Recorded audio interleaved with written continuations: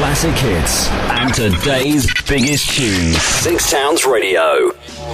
Bram Vam 3000 on Boston's About for a Friday. Drinking in LA. I'm speaking to somebody right now from LA. Richie Robertson, hello, you alright? How's it going? It's nice. It's sunny. It's like 80 degrees here. You're not drinking in LA, are you? No, it's 6 a.m. No, it's actually, it's 8. It's later than I thought. So I guess it's time now. So yeah, man. You're coming over to do a tour to promote the album Ceaseles Sight all throughout November. You're in the UK, aren't you? Yeah, exactly. Yeah, and you're looking forward to it? I'm really looking forward to it. I love getting over there and touring. Yeah. We've been, coming there for 25 years, so it's a good thing. Yeah, of course, yeah. Festivals and all sorts you've done over here. Absolutely, yeah. Yeah, so the date we're plugging is just up the road from us. It's called the Robin in Bilston, and that's on Monday the 17th, so not that far away. Nice. What can the people expect that come to your gigs this time? Well, in the Crows, I wrote all the music, so the sound, is still that sound. But what I'm doing on my own, which is what I'm doing now, it's, writing my music and singing, and this is my third solo record. And so I'll be playing songs off of those records. Off of 3 of those records, I released an EP as well. I'll play songs off of that, and then some cool cover tunes and stuff like that. It's a 4-piece band. It's me, a keyboard player, bass player, and a drummer. And we've been playing together for a long time now. And it's just, it's just a lot of fun. We just get up there and play music. And, that's what we're here for. You said it's your third solo album. It's so different than the first, isn't it? Yeah, the first one, I were songs that I wrote for the Crows, and then the Crows split up, and so I was like, I had all these songs, and so I tried to think about, well, should I get a band? Should I sort of get a singer? What should I do? And I just decided to do it myself.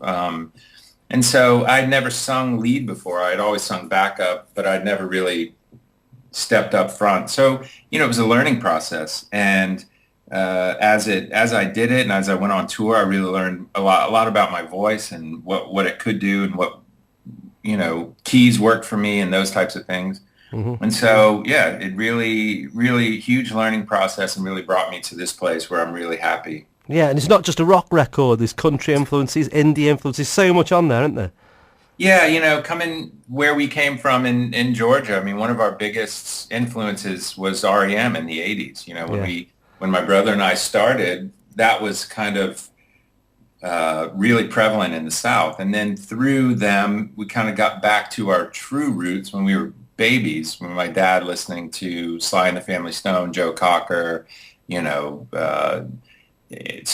who else, to Mose Allison, to Bob Dylan. And we grew up listening to all that stuff, Crosby, Stills, and Nash.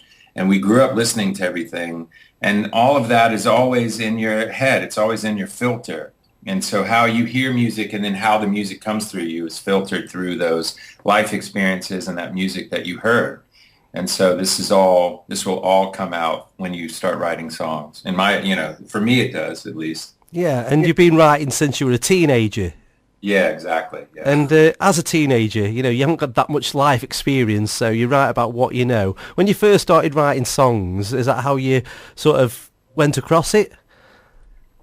Well, Chris jumped into the lyrics pretty quickly. He was always a writer, and I jumped into the music pretty quickly. So what I always did was write what sounded good, and really what sounded and felt good to me, and what my intention was, which was, to write a great song and I wanted to write songs as good as my heroes. And so the first song that I wrote that was on Shake Your Moneymaker was She Talks to Angels, and that was when I was about 17.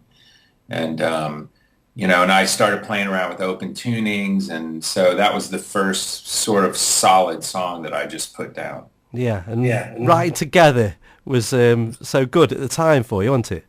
Yeah, absolutely. And now writing on your own, do you find it something that you can just go and do whenever you want, or sometimes you have to be in the right place?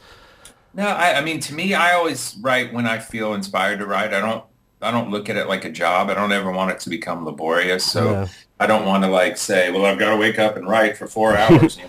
I just kind of, and I never really just do that with guitar either. I never try to make it this thing. I always want, and so therefore every time I play or every time I write, it's more joyous, and it's because I want to do it. And so that's how I've always been. But writing for myself now is a little more freeing because, with the Crows, there's a lot of baggage and a lot of, everyone knows, with brothers and siblings, sometimes it can be kind of a pain in the ass. Mm.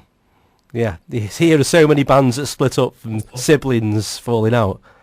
Yeah, exactly. Yeah. And we're no different. And it's not just in bands, it's in life. Everyone's got a family member they don't speak to, and then all of a sudden the burnt bridges are recovered and you end up speaking again. So it's one of them things. It could happen, it could not happen. You don't know. You're just not going to say never or whatever. Yeah, you can't say never, but you can say it's highly unlikely. Yeah. This album, though, let's talk a bit more about that, the Ceaseles Sight. It was wrote over the last year or so, wasn't it? I think you started writing last year, didn't you, 2013? Yeah, I actually did the record right before the Crows went on tour last year. Yeah. And so I went into the studio without I wanted to use the energy of the studio to write. And most of the time I'll come in with a full song and we'll just record it. But this time I had some parts and I had these things but I wanted to use that energy. So we went in the studio and really worked it out. And there was 2 or 3 songs that I just wrote on the spot, and they worked out great, and I was really happy with them. And it was more of a free thing. I also lost all my guitars in Hurricane Sandy. They were stored in New Jersey. Whoa. And so I lost about 60 guitars and all my amps and stuff. And it was kind of cool because I only went into the studio with about 5 guitars and amps, the few that lived. And it was kind of cool to not have that many choices, to have to deal with what was there. Yeah, sometimes it can cloud your vision, I suppose, having too much choice. Yeah, sometimes it can, sometimes you can get bogged down in that. And this time it was like, wow, this is cool. I have these 5 choices to deal with, and this is what it is. And also that, to me, that flood took a lot of bad energy away. I think sort of feelings can get stored in not only in yourself, but into things. And kind of took all that away, and to me, it's a lighter record than I've ever made.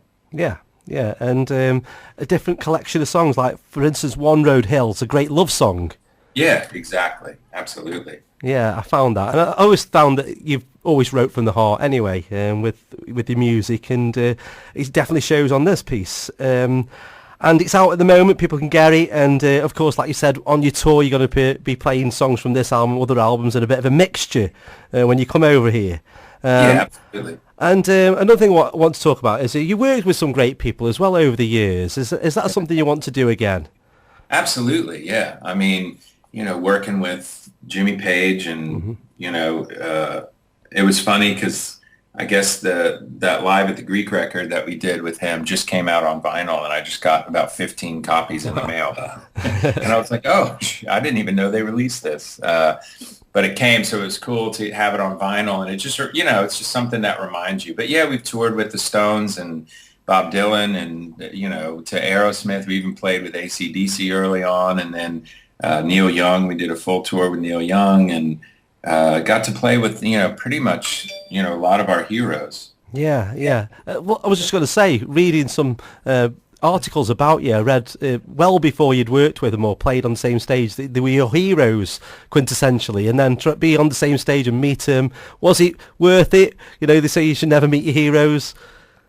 Everyone that we met was really cool. There wasn't anyone I was ever disappointed with. And, Jimmy was the best, and Robert was amazing. The Stones couldn't have been cooler.